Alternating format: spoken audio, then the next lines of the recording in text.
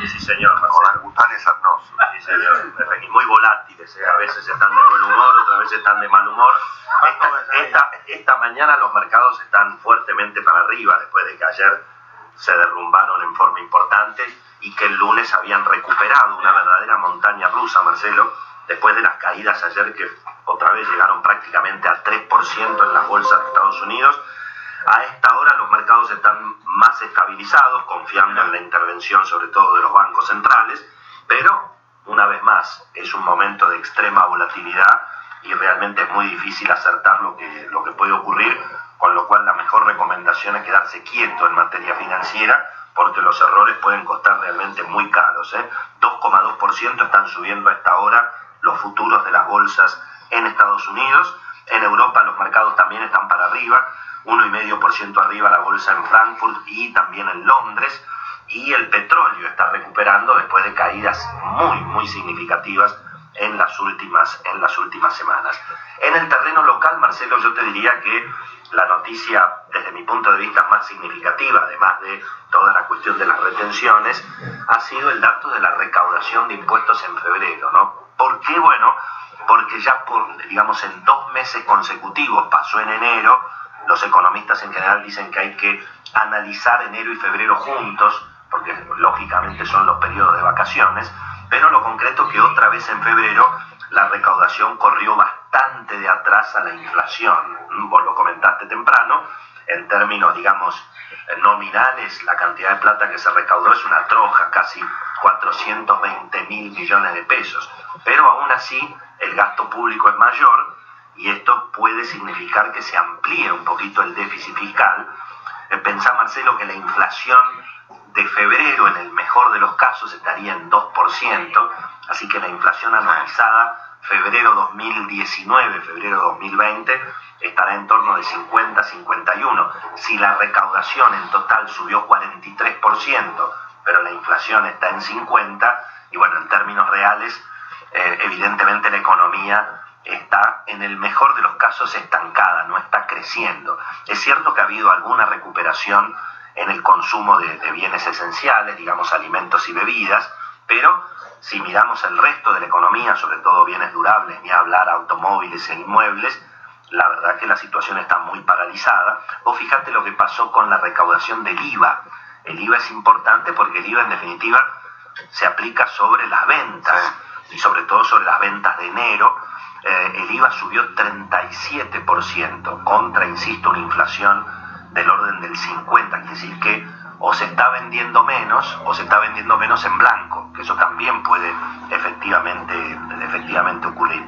Y muy interesante, en el marco de un debate que para mí es mucho más profundo, mirar, casi te diría, lo irrelevante que ha sido la recaudación del famoso impuesto al dólar, ¿no? Este impuesto del 30%. En febrero, que yo te diría que va a ser la recaudación más alta de todos, porque tiene que ver con los gastos de los turistas en enero, y donde allí hubo eventualmente un poco más de pago de impuesto país, la gente que pagó su tarjeta de crédito en febrero por los consumos de enero, las vacaciones, en fin. Lo concreto es que ingresaron 7.500 millones de pesos por el impuesto país, que claro, pues, en términos nominales parece una fortuna, pero son apenas 100 millones de dólares. Claro. Entonces vos fíjate que en enero fueron 57 millones de dólares y en febrero 100. Es decir, que por 160 millones de dólares, que a nivel país es nada, se está paralizando la economía. Esto para mí es algo que el presidente Alberto Fernández en algún momento dado va a tener que definir. Puede ser que haya que esperar hasta que se resuelva eventualmente la incertidumbre a propósito de cómo se va a renegociar la deuda, pero la verdad es que el cepo cambiario, que hoy solamente se explica en la necesidad de cobrar ese impuesto, porque perfectamente, como lo dijimos en su momento en la administración Macri, no tiene nada que ver el control de cambios con el cepo. Perfectamente se podría tener, como decía el ministro de Agricultura, un dólar divisa, el dólar de 60 pesos, 62 pesos para exportadores e importadores, y perfectamente se podría habilitar un mercado financiero libre donde habría más ingreso de dólares y donde el dólar, que hoy vale 80 pesos, probablemente valdría 70 o 75.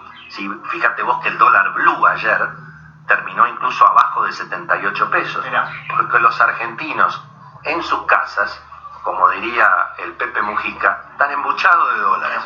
Y entonces habría que generar condiciones de oferta, pero por supuesto para eso hay que retirar este impuestazo al dólar, que insisto, en términos prácticos, a mí me parece que le está jorobando a la economía mucho más de lo que la está beneficiando. Insisto, apenas 100 millones de dólares se recaudaron en el mejor momento del impuesto país, que es el mes de enero, sí, claro. Impuestos que se pagan en febrero. Así que es un dato importante para tener en cuenta cómo esta cuestión de que para entrar los dólares te pagan 60 pesos, pero para sacar los dólares tenés que pagar 80, así la Argentina no funciona. Esto ya se probó, ya se vio durante la administración de Cristina en el segundo mandato, le costó políticamente mucho a Cristina esa determinación del cepo, paraliza la economía, frena la recaudación, así que ahí va a haber que tomar alguna decisión, insisto, ante esta magra recaudación,